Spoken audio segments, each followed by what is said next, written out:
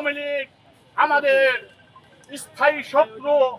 যতক্ষণ পর্যন্ত খুনি হাসিনা এবং ভারত কর্তৃক নিয়োজিত সেনাবাহিনী প্রধান থাকবে, প্রেসিডেন্ট থাকবে এবং পরিদপ্তর অধিদপ্তর দপ্তর সচিবালয়ের প্রধানরা থাকবে, ততক্ষণ পর্যন্ত ভারতীয় আধিপত্য এবং ভারতীয় ষড়যন্ত্র অব্যাহত থাকবে। তাই আমি স্পষ্টভাবে এখান থেকে জানাচ্ছি, অবিলম্বে সেনাবাহিনী প্রধানকে অপসারণ করে নতুন সেনাপ্রধান নিয়োগ দেওয়া হোক।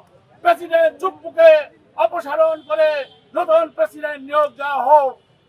পিলখানা হত্যাকাণ্ডের কমিশন রিপোর্টের মধ্য দিয়ে দালিলিকভাবে প্রমাণিত হয়েছে ভারত এবং আওয়ামী লীগ এই হত্যাকাণ্ডের সাথে জড়িত ছিল।